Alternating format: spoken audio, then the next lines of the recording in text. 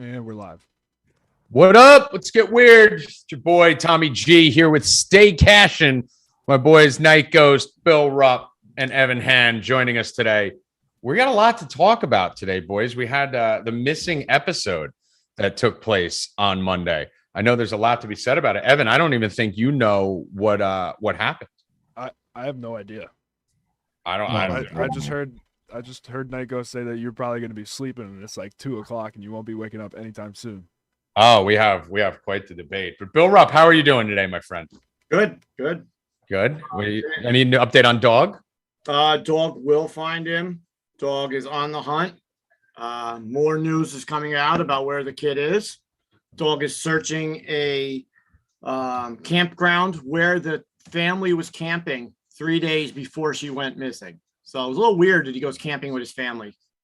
I mean, 3 days before they went missing. But 3 people entered the park and only 2 people left the park. Oh, is this factual or is this false lies and propaganda? Oh, this is all from Dog. This Dog, the bounty hunter's Twitter.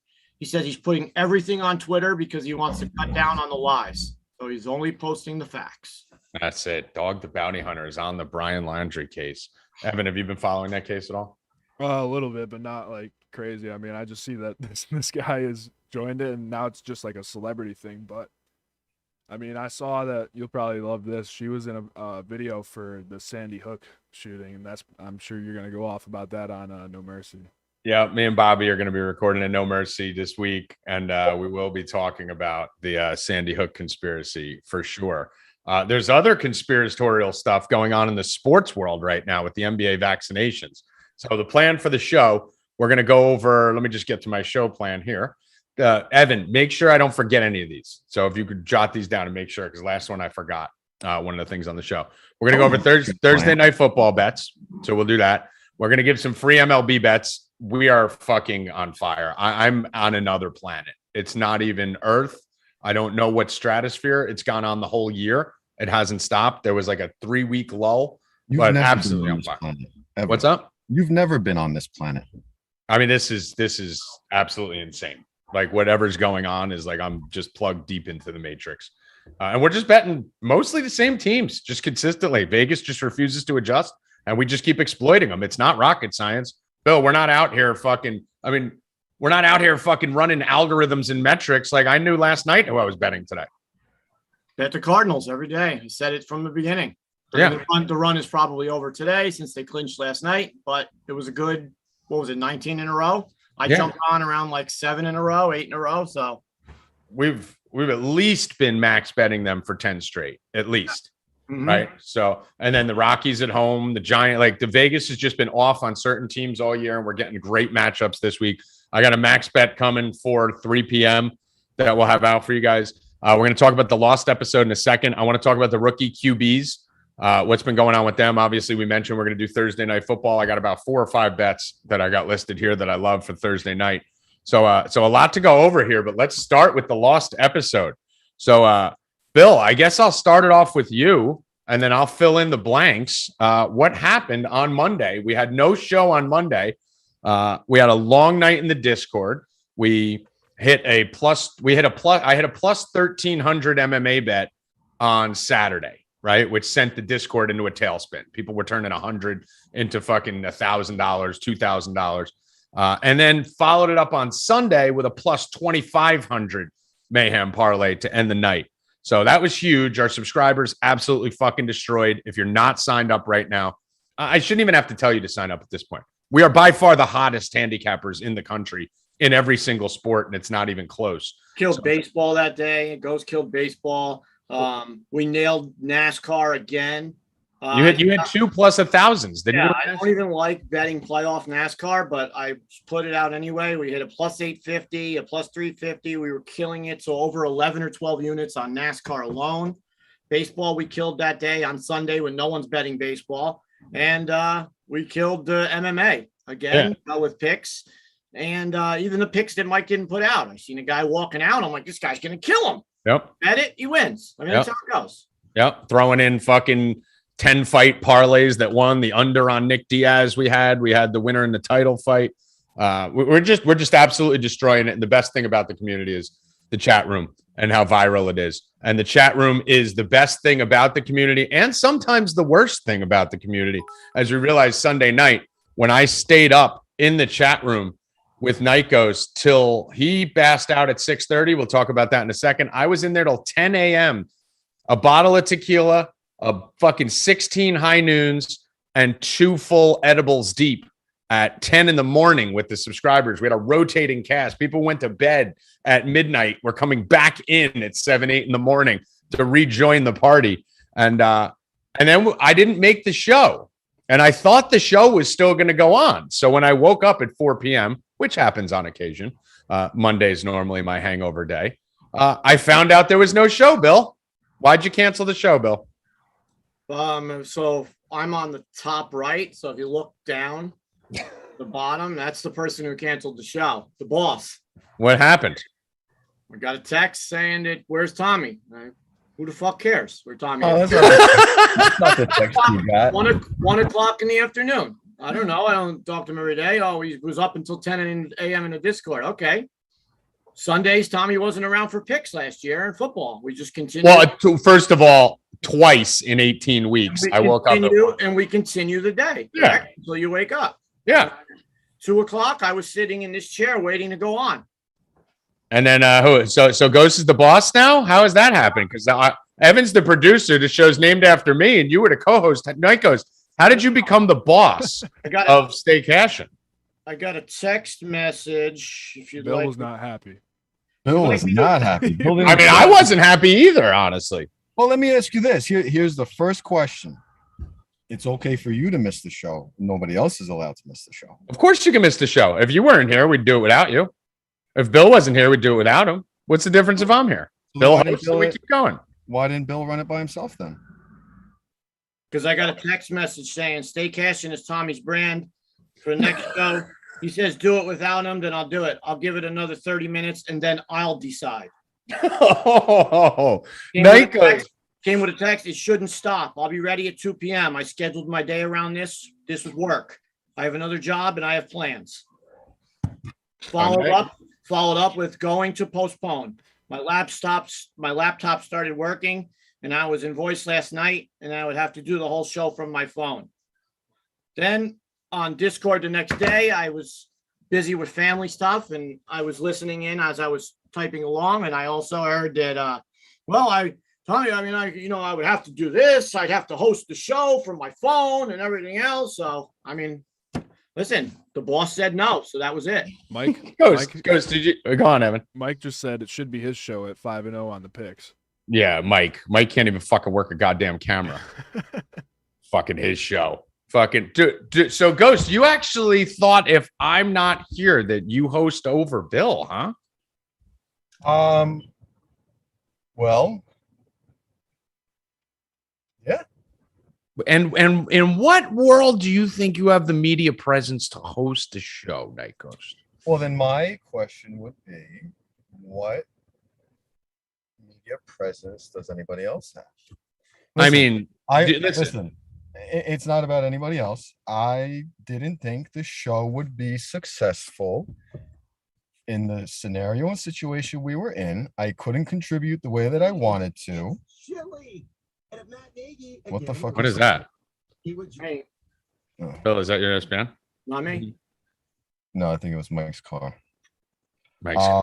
I just wasn't in the position to be able to do the show the way that it would have gone, to be successful, to be entertaining, to be what Stay Cashin is. So you think you carry the entertainment value on Stay Cashin? You do now. This is what you do. Well, I'm just saying. I mean, what I would expect to have been done is Bill hosts the show and does this fucking crazy shit.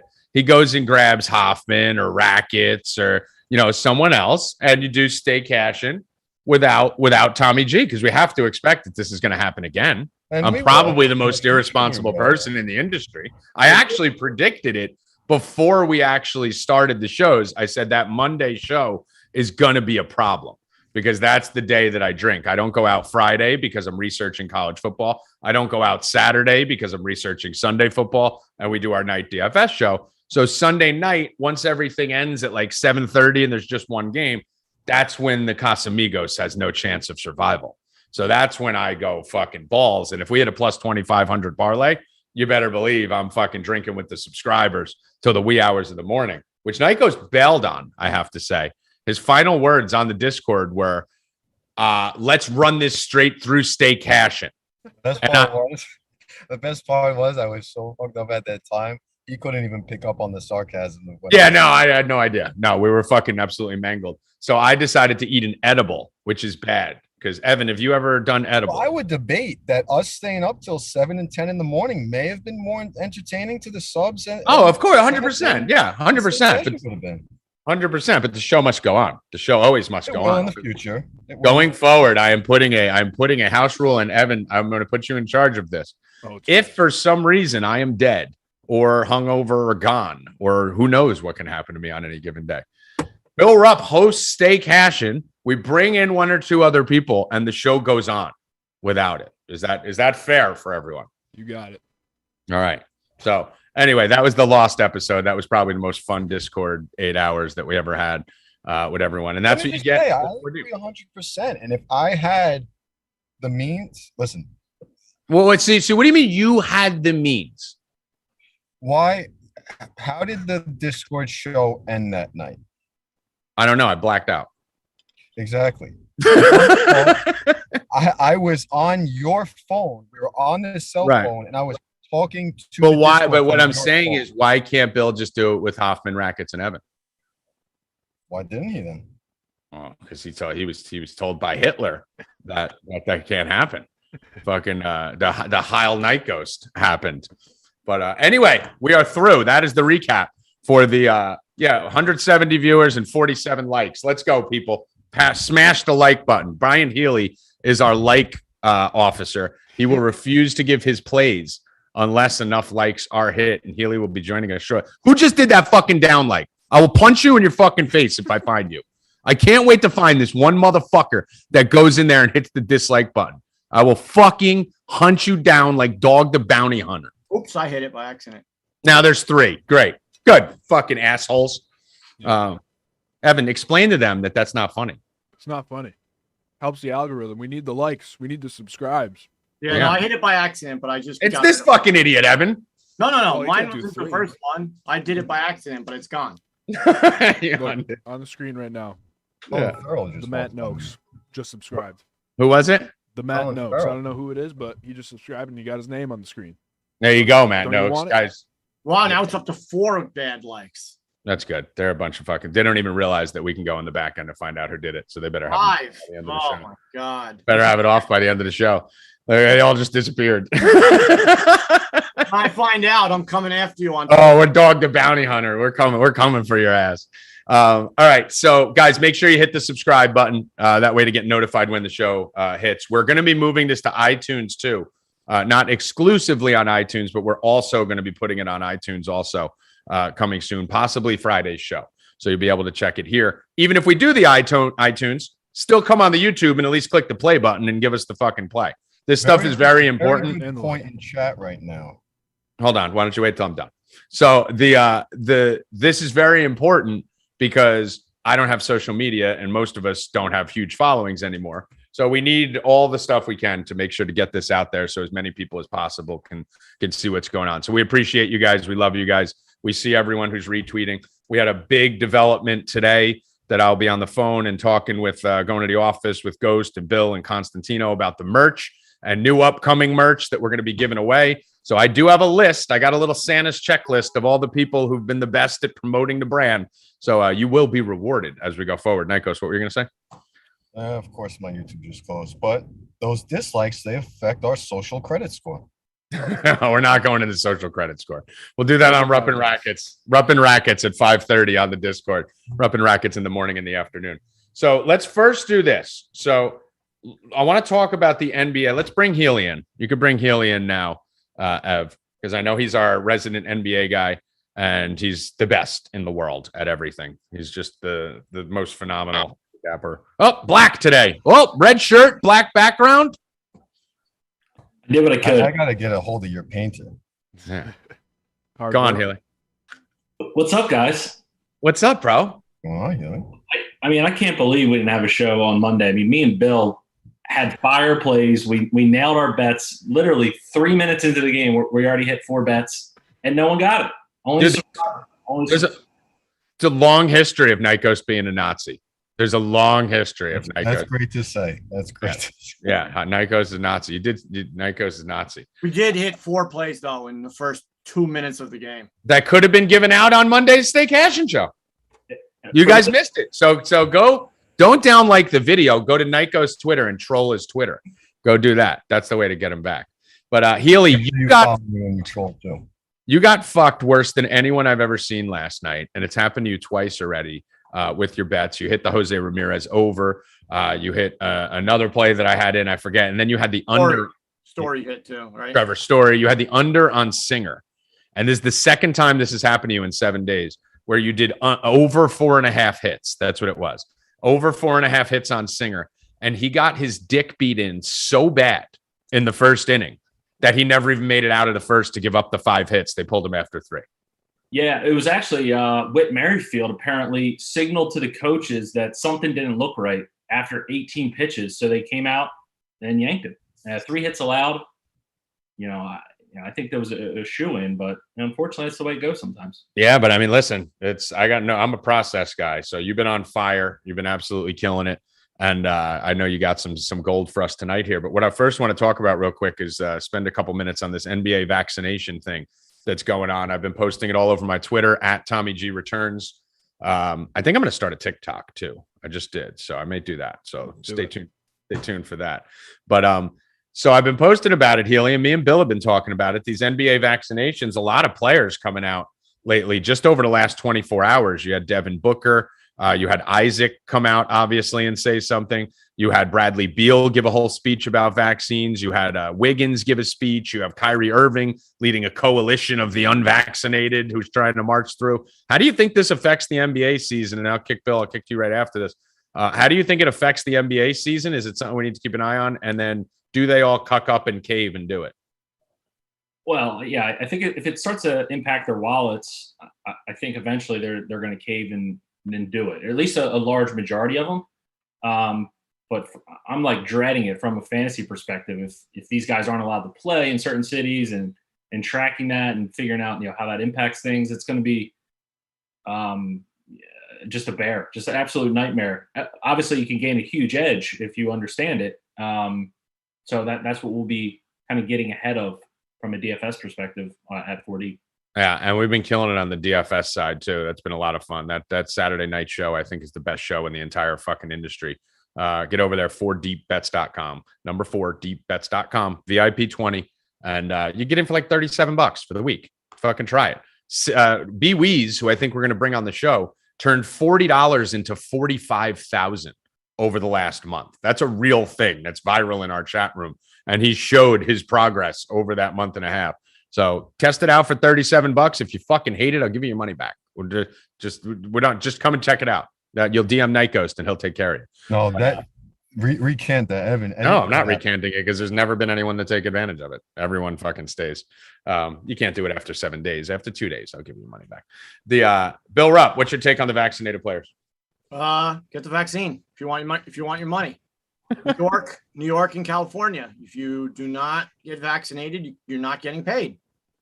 It's going to lead into the playoffs. It's going to piss off his teammates, and I think he caves. New York Knicks are 100% vaccinated, the whole team and the coaching staff, and the Nets are not. And Kyrie's one of those ones who's not.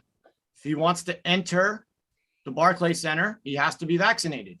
So he will not be participating in practice, any games in California or New York. California is the same thing. So the NBA does not supersede the government. The government supersedes the NBA. So do you think they all cave, all the guys that are talking shit to Bradley Beal? Kyrie, we were just talking before the show. I mean, Evan, Kyrie makes $30 million a year. So how much does that really affect his wallet? But does it affect the rookie that they just picked up by losing Kyrie for 40 games, not going to the playoffs, can't play in the playoffs, affects his games, affects the team atmosphere in the locker room. Durant can't sit out a game now because he has to play all the home games. I mean, the city of New York, the state of New York will not cave for some stupid basketball player. He's going to have to get the vaccine if he wants his job. That's it. All right. Coach, do you have a take on it? I was listening to ESPN radio yesterday. I'm not sure if it was the Michael K show or Bart Scott right before that, but they were flat. They said, Kyrie said he's putting them in a terrible position. He's already said if they try and trade him for not getting the vax, he's pretty much just going to retire. I think you're right. At some point, he's going to have to cave or he'll be out of the league. That's it. He will not cave. I don't think he will not. He will. So let's make a bet on the show right now between me and you. Mm-hmm. I say he caved, and don't come out and say, "Oh, they just let him go through. He didn't get the shot, Bill. You're so stupid. They wanted him in the NBA." You think New York State gives a fuck if Kyrie Irving's playing? I mean, I think the NBA. I think the new governor, that woman, gives a rat's ass. No, I think there's a very high probability because what Kyrie said, he spoke very cryptically, like, "Don't worry, I'll be out there." Like saying, like, I'm not going to get it, but I'm going to be out there. So he will get the vaccine and he will play. There's no getting around it. There's no getting around it, or they wouldn't even have made this big fucking problem. Well, what I'm going to have to do. Your boy, the king of the NFL, said that he got vaccinated for an advantage in California, correct? LeBron James just came out on Tuesday. He's in the NBA. Yeah, so You said NFL. He's in the NBA. Oh, NBA. Your boy just said that he got vaccinated because it's an advantage. I think it's a lie. His whole team is vaccinated because they have an advantage now. He says he got vaccinated. Well, I mean, it can't be a lie. They know. Yes, it can. Yes, it can. Everything's fucking fake. So why doesn't Kyrie just lie then and go? Because that's why I think Kyrie's about to. Because Kyrie's a problem too. He's not LeBron James. But Kyrie said, "Don't worry, it'll be taken care of." So I'm not going to make the bet yet because I want to see his next statement. But before the NBA starts, I will make that bet with you. You won't be making any statements in Barclays Center because he's not allowed in. Okay. What would be the difference of, let's try and compare it to the Devontae Adams concussion protocol in that game? Right. You don't think that the NBA would give LeBron James special treatment to keep him in the league, whether he wants to get the vaccine or not, versus Devontae Adams or anybody else on the team that had no bearing going through that concussion protocol? Special players get special treatment. Yeah, 100%. They're going to tell LeBron, they're going to be like, "Dude, we're just going to say you got the vaccine. Say you got the vaccine. You're good." I guarantee you that's what's going on with LeBron. Healey, what do you think? I certainly think there's favoritism towards certain players, without a doubt. Yeah. I mean, we saw Devontae Adams literally his carcass got carried off the field with his eyes rolled in the back of his head into the tent. And 2 plays later, he was catching fucking 15-yard slant routes to win me plus 1,200 of parlay, I might add. But yeah, obviously, I think that's the case. I'm curious to see it. It's a story we're going to follow. We're going to talk about it more in depth on No Mercy to really break down what we think's going on from the cabal standpoint. I know Bill won't listen to it, so I'll recap him on it in the Discord. But so that's it for the NBA talk. Let's do some MLB. I have an MLB bet, max bet, free play. Pew, pew, pew, pew. So I have a free play. It is a max bet on the site for MLB today. It starts at 3 p.m. So those of you who are tuning in live, those of you who are subscribers already have it. But if you're tuning in live, it is the Colorado Rockies. They are playing, hold on one second. They're playing the Washington Nationals at 3:10 p.m. in Coors. This is Lambert versus Spino. I honestly don't give a shit about the pitchers. I am going Rockies minus 112. It's 115 on other sites. It's 112. Probably end up closing around 110 to 115. Rockies at home has been an absolute cheat code this year. They're 47-33 at home. Going to end the season with one of the largest home road differentials in the history of Major League Baseball. They're literally win 34% of their games on the road and like 67% of their games or 60% at home. So I'm going to keep riding the Rockies at home train. Won that free money with Freeland last night. I don't really love betting teams that are out of the playoffs, but this has just been a cheat code. We've been hitting it nonstop. So I'll be taking the Rockies 3 p.m. Minus 112 at home for the win. Healey, thoughts and your plays? Yeah, I'm good with that. I didn't necessarily break that game down too much since it's not on the DFS slate, so I didn't dive into it. But for my play tonight in the MLB, it's going to be Nate Eovaldi of the Red Sox over 5.5 strikeouts. You can certainly shop this number in different places. I know on FanDuel they have some performance doubles where you can play the strikeouts plus the Red Sox to win, which I like as well. But I'm going to just call the over 5.5 strikeouts. Facing the Orioles team, who in the split striking out over 27% of the time. Only Cedric Mullins, only bat in the projected lineup with a K rate under 20%. Eovaldi, since the All-Star break, has really been fantastic outside of that last start he had where he kind of got crushed. So I'm going to dismiss that one. He gets primarily all swings and misses off of the slider and curveball. The Orioles' whiff rate against right-handed sliders is absolutely laughable. Cedric Mullins is right at 25%. Every other batter in the projected starting lineup is over 40% whiff rate against the slider. I think Eovaldi cruises past this number in what is now really a must-win game here for the Red Sox. So that's the MLB play of the night for me.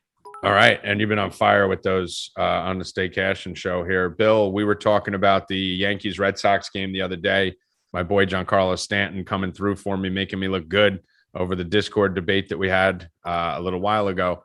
But I personally think that the Yankees may have taken the Red Sox soul in those games this weekend, right? They came out flat yesterday. Thanks to Bronxy. Yeah, thanks to Bronxy the Turtle, which we talked about in the Discord. But I mean, if the Red Sox don't win today, they should just shut the season down, right? Like, this is a great matchup, great spot, great park, going against, nothing substantial on the other side. But what's your take on the Red Sox now and going forward with this Yankees series that just happened? I think like you said last night, I think the Red Sox have given up. I don't know how, because they're very well in it, but it looks like they didn't even care yesterday. Didn't care to get hit. They weren't running plays out. They didn't look involved in the game. The game went we bet it, but it went exactly how we said.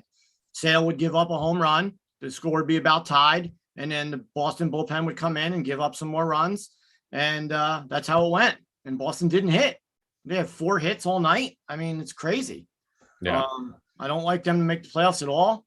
Is a must win for them tonight. Must win. 100% must win. I don't know if I'm going to bet it, but it's going to be interesting to see what happens in the game. I'm really glad Healey has a prop on it, because I didn't want to bet it. I actually have a bunch of bets. I'll give a couple more out on here in a second, but I didn't want to bet it. And then we'll go into the Thursday night football game. I didn't want to bet it because I'm really worried that they got their soul yanked from their body in that Yankees series. Like, legitimately, it was those were excruciating losses. Stanton literally just fucking sub-zeroed them over the course of the weekend. So I want to know if Ghost is taking the totals on the Red Sox today. Thank you for finally asking. I would love to be a part of the conversation. Well, I was about to go to you, but go on. Just to piggyback off Healey. So one play that I've been targeting all season has been the Boston team total against the Orioles. If you do take out the first series that Baltimore opened up against the Red Sox, I think the Red Sox had 3 runs in that whole first 3-game series. But since then, they were averaging over 7 runs a game against them. It's been a play that I've just continued to hit. We didn't get it last night, but long-term, we're up overall on this individual play. It's another play I'll be running back tonight, especially with Lowther on the mound. So that will be my play for today. We will be going back to the Red Sox team total. I don't think they're done. You take away Devers' defensive plays yesterday, that game is a completely different game. But Devers gets in that mindset, especially in the field. I don't think we'll see that again today. I'm going back to juice. Are you going to lay the juice with the 4.5 or go to the 5.5? I'm going to go to the 5.5 today, just because the juice is 200 on the 4.5. I will be playing the pregame total, and I'm going to run it again tomorrow. That's just how I'm going to approach this series and continue to do it. It's made us a ton of money this season so far, so I'm not going to let one game deter me from it.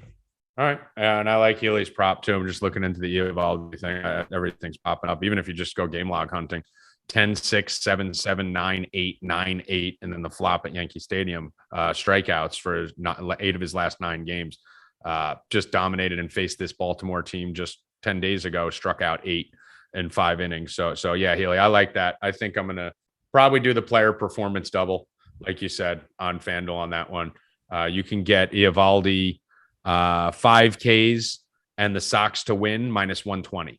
So, that's probably the way that I'm going to be attacking it. And I'll also throw out a little off Healey's prop, maybe Eovaldi 8 Ks, +200 in the Sox to win or something. So get a couple different variations of that there. Any other baseball plays from anyone for tonight before we pivot out of baseball mode? I think you have to take, the Giants again. You got to ride the Giants. You got to ride the Dodgers in some type of parlay. You can't. The Cardinals is done basically since they clinched. But that's really those teams. You know, you gotta. You think maybe that Seattle-Oakland game is a big series, so I would lay off that. I know you guys have been on Seattle. I'm on that. But San Francisco and Giants, again, a parlay. I mean, how can you not take them both? They both need to win. I think the Padres have horrible organization. They got infighting in the team, Machado and Tatis. Yeah, I would go Giants, Dodgers again, parlay. Yeah. Maybe mix it in with Thursday night football game. Yep. So my plays for the day, I already got them out. I have the Giants again. I mean, these lines are just fucking retarded. I mean, for some of these games, the Giants one's minus 275, which makes sense, but they're home. That's a definite parlay piece. The Dodgers at home with Scherzer on the mound versus Weathers, who appears to pitch every day. If you parlay the Dodgers and the Giants, you're looking at minus 123. We did it last night. We're doing it again tonight. Bill's on it also. I'm all over the Seattle Mariner train. I don't understand how this team is consistently even money at home against Oakland. They're 14-4 against Oakland this year, and they're fighting for the playoffs while Oakland's pretty much played their way out of it. Oakland's just a matter of being eliminated mathematically any day now. So I love Seattle at even money in a game like this. Also, there was one other one, St. Louis. We've been riding. I don't think you can today, just because they clinched it yesterday. I want to talk on that one because that's going to be a game for me that I'm going to hold on one second. Let me just run through it just for the video. And then I like the Yankees minus 112. So Garrett Cole on the mound against Berrios. Toronto's been kind of fucking slipping out of the ecosystem. They look like they're kind of done. They look like they're realizing they're falling off. The Yankees are hot. Yankees at pretty much almost even money against Toronto Blue Jays in Toronto. I'm going to keep riding this train until the Yankees clinch, which should be in the next day or two, and they lock up a playoff spot. And then obviously the Colorado Rockies at minus 112, which I gave out earlier. Ghost? So the one thing I noticed with the Cardinals, and I regret not playing it yesterday, is even with this winning streak that they're on, and even though they clinched, I still think their team total is being priced way too low. It was 3.5 yesterday. It's 3.5 again today. I mean, that's league average for runs scored. Houser's on the mound for the Brewers. I know he's been pitching well this season, but we saw yesterday they only left their starter in for 4 innings. I think it's still low enough. It's not juiced. I think the Cardinals team total, we talked about in the Discord yesterday, you don't want to just completely get away from what you're doing and kill that momentum riding the streak that you have, especially running into a Dodgers wild card team. So I do expect their lineup is going to come out, the way that it should. Even if they don't play the full 9 innings, they should be able to at least get to the 4 runs throughout the game. And I think that while we may not play them to win, I think the team total is still something to keep an eye on for them. Yeah, I'm a little bit worried that they're not going to play many guys. And did say it yesterday. That's why I loved them as a dog yesterday, that there's no way they were going to push Woodruff more than 50, 60 pitches. Milwaukee has no reason to push their guys. They're already locked into where they're going to be. So those are interesting. I got to see the lineup, though, on the cards. Any final words on baseball, Healey, before we pivot to Thursday Night Football? I would add to Ghost, would you have supported Tommy on Monday morning? Those guys might have been out like Tommy on Sunday night. They should be. They should be. I wouldn't be on the Cardinals today. Just one thing to add. So I gave my play this morning in Discord because I thought it was something that was so off that the line was going to start to move. So I dropped it at 9 a.m. this morning, and a ton of subscribers at some of their books found the performance double at plus 338, I believe it was, at multiple books. So it was clearly a pricing issue that they were able to take advantage of. So did just want to kind of plug that piece as far as being in the Discord when these plays drop. Sometimes you have a massive price advantage to the market. Yep, exactly. When these things, that's why we usually give our plays out first to the subs. Let's go to Thursday Night Football here. I want to we'll do the Thursday Night Football plays, and then I want to spend a minute about the rookie quarterbacks after that. So which do you want to do first, the rookie quarterback review or the Thursday Night Football bets? Doesn't matter. Thursday. You can go Thursday night. Thursday. All right, let's do that first. And then I want to talk about how the only reason Justin Fields was hyped up is because he's black. We'll get to that in a minute. So, Healey, I'll start with you on this Thursday Night Football game. We have a bunch of props that I'm looking at. Cincinnati versus Jacksonville, leading into that quarterback debate. I told you fucking people, I told all of you that Trevor Lawrence is dog shit. He was dog shit in college. You just didn't realize it because he played in the fucking ACC, and he's dog shit in the pros. I think he's got fucking 7 interceptions already. I looked at his interception prop, Healey. It's over 1.5. You can't even get the over a half for his INTs. That's how fucking dog shit this garbage human is. So what are we looking at in this? Anything that jumps off the table at you here, Healey? Yeah. For me, I think those problems continue, right? It's a short week for Lawrence. The Bengals will generate pressure. He's going to turn the ball over, and we know the Bengals, they're going to continue to protect Joe Burrow. I know that the Jags won't get a ton of pressure. They're in the bottom quartile of the league as far as pressure on the quarterback. But I just think it's a spot where the Bengals will control the game, and they're going to lean on their horse, Joe Mixon, that we've seen this year. We've seen their willingness to feed him in the opener, 29 carries, followed up by a 20 and 18 performance. I think this is a game where he gets closer to that game against the Vikings, where they're just going to pound the ball. I think they're going to find success on the ground. So I have several props on Mixon, but the one I like most is Joe Mixon over 18.5 rushing attempts in this game. That's that's my prop for the Thursday Night Football. I have it written down right here. I have Mixon over 82.5, Mixon over 18.5 carries. I think the carries is the number. You're looking at a Jacksonville defense that has been underachieving, an offense that can't fucking do anything. I mean, you're looking at a Cincinnati win here, and in a Cincinnati win, you're probably looking at a lot of Joe Mixon. So, especially on a short week. Yeah, and just additional possessions, right? Like Lawrence turning the ball over is just going to create more opportunity for the running game. So I really like that play. Yeah, I'm on that too. The 18.5. Get that now. Ghost, what are you on? You on anything for Thursday night? Yeah. I don't have a necessary play. I will for Thursday. We will have them posted in the Discord, but right now I'm pretty sure that I'm going to be using Cincinnati as my survivor pick this week. Mm-hmm. Buffalo is going to be the chalk pick. I can't see anybody else not being on them. I think I'm going to roll with Cincinnati, and I almost feel that this game is in the same situation as the Cardinals were last week. I know that the Bengals aren't the Cardinals right now, but seeing that line as low as it is, I think I'm going to buy 2 points again and buy down to under a touchdown. I like what I've seen for Burrow. We ran into that 3-play issue against the Bears where he threw those 3 picks, but he came back. He allowed us to backdoor cover. I think he's going to continue the momentum this week, and I think that line's way too low. Yeah, I'm with you there. I mean, it's definitely going to be one of my survivor picks, maybe both. Bill, what are you looking at for a Thursday night game? I know you do most of your research on Thursday during the day. I already have the Bengals in parlays from the beginning of the week. Did I put them in? I'll be putting them in more. I like Jamar Chase to score a touchdown. He's been touchdown machine. I like that. And I'm going back to my, under 1.5 yard touchdown. It's hit on all of these island games, and I like it again on Thursday night. So I'll be taking those two 100%.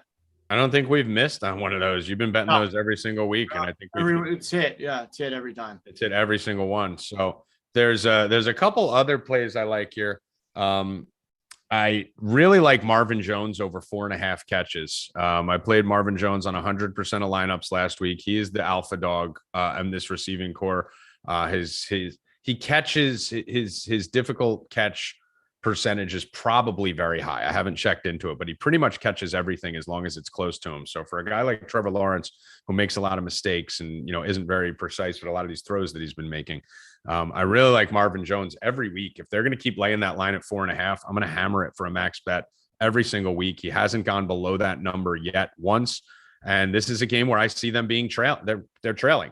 So I mean, we're looking at a guy who's got 8, 11, and 9 targets in the last 3 weeks, 5, 6, and 6 catches. This should be a game where they're throwing the whole second half, and Marvin Jones probably will get in the box, or at least is a candidate to get in the box. He's an end zone monster, at least, especially with Detroit. But I like all the Marvin Jones props. I'm big on that. And then the other one that's kind of sneaky here is the Jamar Chase longest reception over 24.5. Every game so far this year, he's caught a bomb. So it's another thing to look at. I won't be betting that as heavy, but I do like Jamar Chase to get in the end zone also. So for me, I'm with Healey on the over 18.5 carries, probably my favorite non-side. Mixon over 82.5, probably to his rushing and receiving. Marvin Jones over 4.5. And then Lawrence, if you could find over a half to throw an interception, I would parlay that with some shit, because he's definitely going to throw a pick. It's just a matter of how many. Probably won't find that. Just like I said, last week with Wilson. Wilson was one of my plays of over 1.5 interceptions at plus money. They're catching on to these shitty guys. Yeah, they're catching on to him for sure. So my favorite teaser or parlay, whatever you want to do, money line parlay or 6-7 point teaser, would be the Packers and the Bengals. So Packers, Bengals, Steelers are shit. Packers are starting to find a little bit of a rhythm. So I would say Packers, Bengals is going to be my favorite 6-7 point teaser or just straight money line parlay for this game. Any other takes on this game, guys? Anything else we need to talk about? I mean, Survivor side, we love the props. We're all in the same thing. Healey, anything else that you may look at on the Jacksonville side of the ball, maybe, or is it you agree with Marvin Jones? Yeah, I agree with Marvin Jones. I think keep an eye on James Robinson as well. They kind of didn't use him at all in those first 2 games. Lawrence started to check down a little bit more in the last game. They kind of used him in the role that we saw him in last year. So I think I think he's more of a buy low candidate. I think we'll see more of what we saw last week as the season moves forward for James Robinson. Okay. What I'm going to do here too, I'm trying to get through the content so we could save 5 minutes at the end of the show to answer your questions. So if you could just keep an eye on the chat and jot down any questions that fire through as we're going. I see a few in there, first touchdown prop, stuff like that. We'll get to those on the back end. But Evan, what's your take on this game? Have you gone into it yet? Yeah, this game, I mean, I'm pretty heavy on Jamar Chase. I think that LSU connection between Burrow and them is just like unmatched. And I compared him, 2-3 weeks ago, compared him to the Justin Jefferson last year. I think he's going to be the standout rookie wide receiver. I think he scores again in the prop of over, I think it's 64.5 receiving yards tomorrow. I think he smashes that, especially with a shitty Jacksonville defense. I love it. Yeah, I love it. I like that too. I mean, the thing about it is he's going deep to him, and their chemistry is unmatched. I'm trying to look here. Do any of you guys see a rookie of the year odds for Jamar Chase? He's plus 400 right now. I think that's pretty good considering what we're about to talk about in a minute. These rookie quarterbacks all shitting the bed, and Najee, even though he's getting a lot of volume and playing 100% of the snaps, hasn't really been fucking doing that much with it. So Jamar Chase at plus 400. I'm going to throw a little bit on that for offensive rookie of the year. Bill, what do you think? I mean, he has been great. I just don't know. I don't know if they're going to give it to a wide receiver so early. I mean, I don't know. He's been good. I don't know. Gotta wait. I'll make my pick a little bit later. I want to see another week or so. The odds may change, but I usually don't bet the rookie of the year. But he's good candidate. Yeah, I think the rookie of the year ones I like Jamar Chase plus 400, and I like Kyle Pitts plus 2,000. I think that number is very high. He's like 14th on the board there, Healey. And this is a guy who, if he gets right mid-season through the end of the year, and if Atlanta's playing from behind a lot, wouldn't be surprised if we see a stellar second half out of him at plus 2,000. Seems like it's worth at least a shekel. I mean, it might be, but he's not the problem there. It's fucking Matt Ryan is the problem. As much as the Atlanta guys really love him, I think he's more or less the problem there. Yeah, I do agree with that. And I think they have no offense. They're killing the coup props. It's a nightmare over there. Yeah. I can't picture Atlanta being any kind of scenario where Pitts would get that attention. I feel like Cincinnati will at least be in the playoff picture, and that would give him that lean. So yeah, I mean, it's Chase. Chase is the main bet. I'm just looking for some flyers, some long shots, everything down here. I mean, this rookie class has sucked. I mean, they really have just been absolute dog shit. This is probably the worst rookie class we've seen this early into the season. Before we get to the rookie conversation and the questions, Evan, you look like you're about to rob a bank. Are you doing that because of me? Is this like an homage to me? You look like a little bank robber. Dude, I learned from the best. You're kind of rubbing off on me, so I had to, just act like I'm going to do it. We'll get it done. Let's see if we can rob the books this week. So the rookie quarterbacks, let's give our takes on what we're seeing from them. It's a big topic. I had a pretty controversial statement that I made before the season started, that no one would give a fuck about Justin Fields if he was white. And everyone called me a racist, obviously, but it's a fact. Justin Fields sucks at football. Trevor Lawrence sucks. These guys are not good. And the only reason Justin Fields was so hyped up at the draft was because Stephen A. Smith pulled a whole fucking Black Lives Matter. Justin Fields is dropping down the draft boards because everyone's racist. And then all of a sudden for 2 weeks, all anyone was talking about was how they loved Justin Fields and how he was going to be the coming in the NFL, simply because I feel like they had to, because their liberal overlords needed them to make sure that they didn't look racist by speaking negatively of Justin Fields. But I spoke just as negatively about Justin Fields as Trevor Lawrence, one being black, one being white. Therefore, it's not a race thing. But I truly believe if Justin Fields was white, no one would have even been talking about him. And they're actually going as far on ESPN and these channels to say that last week wasn't his fault. I heard Keyshawn Johnson say he wants to fly out to Chicago and put a game plan together because they put Justin Fields in a position to fail. And Healey, we know Matt Nagy sucks, but are you really going to fucking watch that game and watch everything we've seen and say that was Nagy's fault and not Justin Fields at all and just let him off the hook? No, I completely agree. He certainly struggled in that game. I think what we'll really find out is this week, right? They get a matchup with the Lions, a totally awful defense, and let's see what he can do. I don't think I think all of them to date have underperformed expectations. So I certainly think it's a situation to monitor with him, but I was not high on him coming in either. Yeah, no, he was terrible at Ohio State in clutch situations. Bill, we talked about Jalen Hurts, who's another guy who I've been saying I hate, and he sucks. Kyler Murray was one I was wrong on. So I will admit that. Kyler Murray was a guy I took a strong stand on that I was wrong on. Kyle Murray's been way better than I thought. I'm going to take the L on that from a couple years ago. Still don't think he's going to win a Super Bowl or anything, but he's doing enough that he's proven to me that I was wrong. But I have a certain type of quarterback, those run reliant quarterbacks coming out that aren't Lamar Jackson or Cam Newton's size, that they suck. They just get away with it in college off their mobility. So Bill, give me a take on Fields, Zack Wilson, Hurts, any of these young quarterbacks. You know how I feel on Zack Wilson. He's in a shitty spot, shitty organization. I took his interceptions last week. I don't really think he's that good. The Jets are going to kill him. There's no line there. There's no great players. I mean, the Jets are going to bury him just like they did to Darnold and everyone else before that. He's going to have a shitty first 3 years, and he's just going to get buried and lost in the shuffle. Maybe get one more shot. Darnold got lucky getting another shot somewhere else. I was, the guy, let's see, the rest of them are having just nothing years. Like you said, no rookie quarterback is standing out. I thought he was going to be way better. Sucks. They're just serviceable right now. And it's scary, Yeah. My team. Go on. I was just going to say, I think, just because of the system, Mac Jones is ultimately going to probably end up, at the end of this year having like the best year just because of the system that Bill puts him in. And he hasn't even looked. But again, like I was going to say, Mac Jones has just been serviceable. Exactly. They're not going to win games. They're not going to get blown out, but he's just there. He'll give you 200, a touchdown, maybe a pick. That's it. Yeah. I mean, he fell into the best spot, right?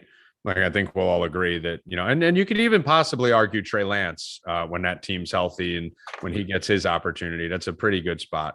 But yeah, I mean, Mac Jones he's whatever. I mean, like I said, when he was drafted, I said he's going to be maybe a Alex Smith on steroids or maybe Alex Smith. But either way, you don't need much with Belichick. I mean, he made Matt Castle successful.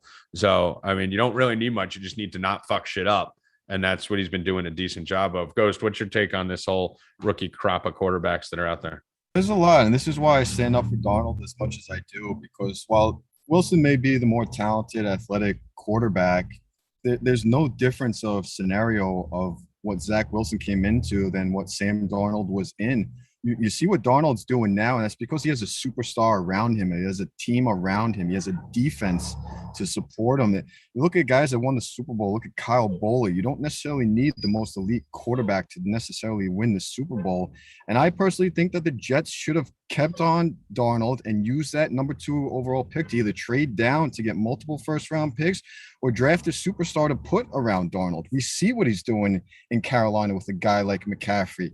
There's no difference of the Jets last year, the Jets this year. They're actually worse. I think Wilson's on track to be sacked the most times in NFL history. He's on pace for about 90 sacks for the year.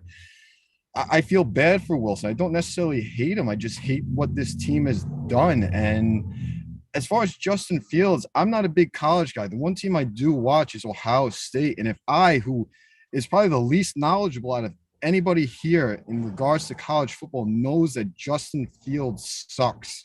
I don't know what the hype was. And for the argument to be that Matt Nagy is going to destroy him and set him up in a position to fail, what does Nagy think is going to happen to him if Fields fails? Trubisky's already failed. Dalton sucks. Fields is going to fail. Why would Nagy think he's going to have a job after this? I don't know. Nagy shouldn't have a job, Healey, right? I mean, he's one of the worst. Like, are you in the same train? I think Matt Nagy's one of the worst out there. So I do agree with part of what people are saying, and I'll expand on that in a second. But you guys are all Jets fans for the most part. We live in New York area. I mean, we hear about the Jets every day. This kid Wilson's they have to tell him to go home at night. He's there until midnight, 1 a.m., reading books, doing plays. He's going to drive himself insane. These guys aren't used to losing like this. He is not used to throwing 3-4 picks a game, getting sacked 10 times a game. He's studying. He's doing what he's supposed to do. He just doesn't have the personnel around him to win. And it's going to be a mind fuck for these guys, especially 3 years. He's going to be there for 3 years. I disagree with you on this one. Healey, your take. I mean, I think I trust in Saleh being able to mentally keep Wilson in the right place. And I trust in Wilson being a swaggy little cocky kid that I don't think he's going to break because he's super confident. And I think he has the mindset. But Healey, what's your take on the two situations there? I mean, I think at some point everyone would break, right? Like if they don't build a line and any talent around them, it's not going to get better. It's just going to be week after week, year after year. And they're going to have to make some adjustments and kind of build around him. If this is their guy, they need to improve his protection.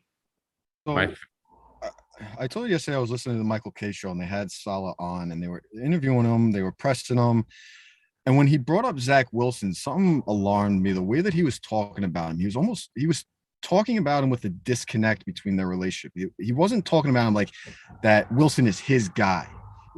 I didn't feel that Saleh was invested in him personally the way that Wilson may need. And I don't know if Saleh believes in him or just what you said.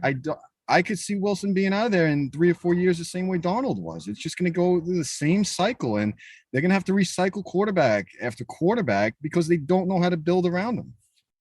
Yeah, I mean, that's been the Jets' history. As the most pessimistic Jets fan in the world, I do agree with that under most scenarios. I don't really agree with that right now. I think they made some fantastic draft picks. 4 of their top offensive players right now are starting in their first 5 picks, right? So these guys are on the field, whether it's Elijah Moore, whether it's Zack Wilson, or a couple other guys that they have who I'm drawing a blank on right now. Vera Tucker. Yeah, Vera Tucker, and the guard. I forget the guard's name. Who's the other? There was someone else. There was someone else, maybe. But either way, those guys are starting, so they're getting time. You're not going to run out. Corey Davis is your number 1 wide receiver. Most casual NFL fans couldn't even tell you who the Jet running back is. They don't even. Oh, Michael Carter. That's the other one. So he's starting right now too. So their whole starting offense is rookies. So, I mean, you got to give them some leniency here when you have the running back, a wide receiver, a guard, and a quarterback who all literally have 3 games of NFL experience right now. So I'm not jumping to it, not to mention the fact we have 2 first-round picks next year. So this is a team that should have a year or two to be able to build. And as long as they build from within and start to build the offensive and defensive lines, I think they're going to be okay. I don't mind Zack Wilson throwing 30 interceptions this year. I'd rather that than him turn into check down Charlie and get scared. Even when the Jets sucked last year, there was still a level of competition to them that because Darnold had been in the league for a while.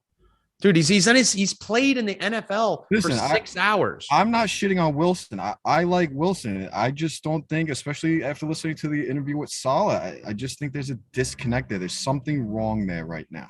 Well, we'll find that out, right? Like that'll come to a head and we'll see that if that's a reality. But the Fields thing, when you look at guys like Fields and Lawrence, these guys were playing Big Ten SEC football.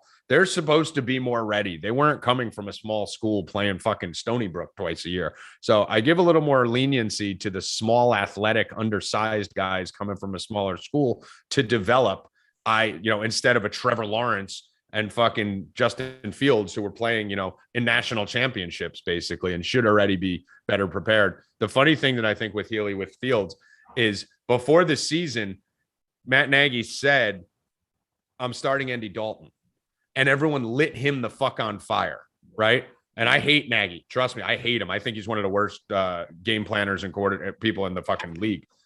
But there was a reason, because Fields is dumb. He was dumb at Ohio State, and he's dumb now. So he saw Fields wasn't ready. And now all of a sudden, Dalton gets hurt. He puts Fields in, like everyone said that they wanted him to do. Fields has literally 1.1 yard per play in that game, which was the lowest in a century. And now they go after Nagy. It's like, well, shouldn't this be the time that you turn around and go, yo, maybe he was right, by keeping him out while you were blasting him, calling him racist and doing all this other shit about it, Healey? Yeah, no, I mean, it's, a little more common, I guess, nowadays where rookie quarterbacks coming in, starting, finding a little bit of success. I think we were a little spoiled with last year's class with Burrow and Herbert, and we just kind of expected the same here. But traditionally, the few that get the opportunity, they're never ready. I mean, the leap from college, regardless of program, to NFL is just so massive that typically it's going to take time, whether it's sitting behind someone for a year, or at least waiting maybe 10, 12 weeks till you come in and get that start to you're ready. So any of them kind of getting thrown into this fire, and Justin Fields especially did not look ready at all. That's what baffles me about the Jets and the Jags, that they don't have a veteran quarterback to like train these guys or even put in when they're doing shitty. Like Zack Wilson threw 4 interceptions in that one game, and they're like, we don't have anybody else to put in, so you just got to stick it out. Like, you can't do that if you really want to make sure to succeed with any type of young talent. You have to go and invest in a veteran backup to be in there and place, even if it's Andy Dalton, even if it's someone who sucks. I don't know if I agree with that. The Jets had Joe Flacco last year. He came in when Darnold was shit in the bed, and he threw like a 60-yard touchdown. Well, I mean, even if Flacco sucks, which he does, but it doesn't matter. He could still teach someone stuff about the game and his experiences. And Andy Dalton, someone like that, even if you want him to be garbage, right? Josh McCown was my favorite. He was the best backup quarterback to ever have on a team because he was competent and he knew the game and had been around it for a while. But I mean, I think it's such a miss to not have a veteran presence there who knows that they're done with their career. You don't want someone like a Cam Newton who's trying to fucking rejuvenate their career, or Jimmy Garoppolo, or anyone who's fighting for a job. You want someone who's in their 12th year, who's on their way out, who could fucking do some training. I think that's huge. Any questions from the chat before we get out of here? I know I saw a couple. Someone asked about a first touchdown prop for the Thursday night game. I saw that. Anyone have a first touchdown prop? Those are kind of flyers and darts, but I like taking the quarterbacks on the island games like this. For a rushing touchdown? Yeah. I think we see it more often on the island games than, on a Sunday where the quarterback's going to rush in the first one. So, all right. Fly, not an actual play, but just a small fly. Anyone else? I mean, Joe Mixon score first is like plus 500. I'll probably just do Mixon Chase 500 and 700 and just take one set. Those are such gimmick plays. I mean, yeah, we don't really put him out. Somebody wants to know if Healey can talk about the plus 338 parlay that the offshore books messed up from this morning. Yeah, I touched on that. So that was just kind of the benefit of being in Discord early. I didn't understand what you meant with it either, though. What was it what was the bet? So it was basically taking Eovaldi and the Red Sox to win. So basically the FanDuel performance double on all the offshore books, you have to do it in a prop builder. When you put those two plays in a prop builder, it was spitting out plus 338 as the odds. Wow. All right. And instead of like minus 125? Correct. So I was getting it on FanDuel at minus, I think, 110 this morning when I posted it. They were getting plus 338 on the same exact bet. Wow. Yeah. Wow. That's huge. I mean, a lot of times, guys, when that happens and you catch that, we never condone taking advantage of a bad line on a sports book. I just want to make that clear. You should never do that. You should never take advantage of it. But if you happen to accidentally do it and run across it, not the worst thing sometimes to just take the cash out on it once it changes. Well, you didn't know it was a bad line. Yeah, or maybe you didn't know. Yeah, no one knew. No one knew. Either way. But anything else there, E, before we get out of here? Yeah, one more. Somebody wants to know if Ghost lives in his car. Ghost, do you live in your car? I live in any car that's open. Yeah.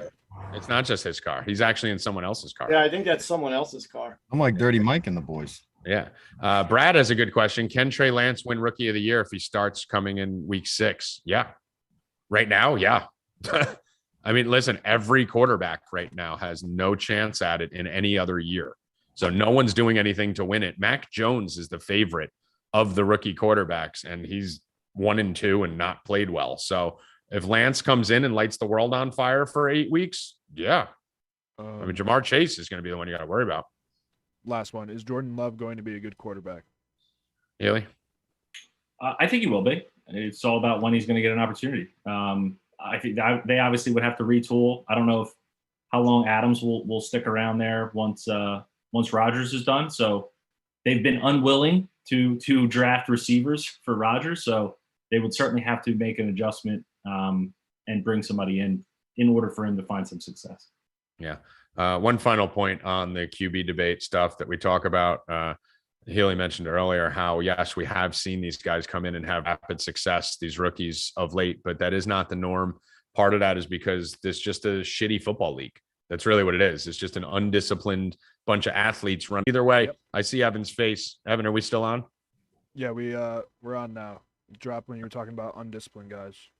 Okay. Yeah, all I was saying there was that, keep in mind that a lot of these superstar quarterbacks, Brady, Manning, all these guys, Manning threw 30 interceptions. Brady wasn't a starter. He replaced Bledsoe.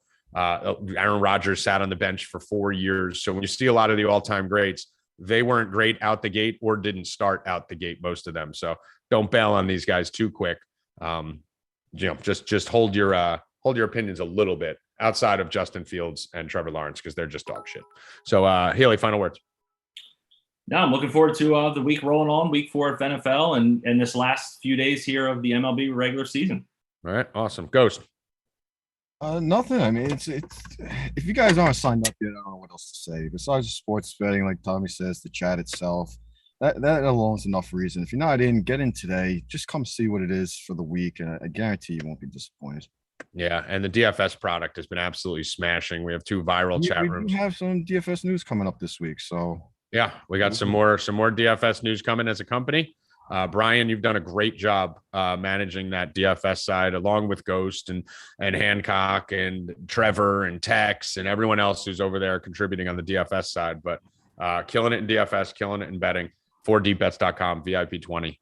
Get in there for a week. You'll not regret it. I promise you. It's the best decision you'll ever make. We have some people in there that don't even bet more than like $1 a game, who just sign up just to hang out and talk shit. We're in the Discord literally for about 80 hours a week on mic. Literally from Friday at 7 p.m. to Tuesday morning, we're in there straight through. So much so that we'll miss a Monday show because we're in there until 10 a.m. So if you like this, you get a lot more better fun side of it there. Bill Rupp, final words. There's some good college football this weekend, starting Friday night. So come in, stay Cashin on Friday. We'll give you some bets. A lot of good games, some good ones Friday night, some good ones Saturday. I'm looking forward to Thursday Night Football, cashing the parlays that I put in all week long, and tune into Rupp and Rackets at 5:30 to find out what dog the bounty hunter is doing and your social justice score. Yeah, and we're going to talk about social credit scores, Dog the Bounty Hunter. That's 5:30 p.m. in the 4 Deep Bets Discord. That's subscriber only. You'll get Rupp and Rackets in the morning, which takes place at 5:30 in the afternoon. Final words. Every time you come in here, like the video. I don't care if you like it or not. Just like the video. Subscribe if you're not subscribed. Okay. Expect a big game out of Jamar Chase tomorrow. That's all I got. Let's go. So we will be live on iTunes probably as of Friday. No Mercy will be dropping this week. Get over to the site, check it out, go get those bets in, get the Rockies in. If you missed it because you got distracted, I missed it. It just started, so you got 2 minutes. Hit it live before they score a couple runs. Fuck. For Bill, Healey, Night Ghost, Evan, the rest of the staff, and I am Tommy G. Good luck.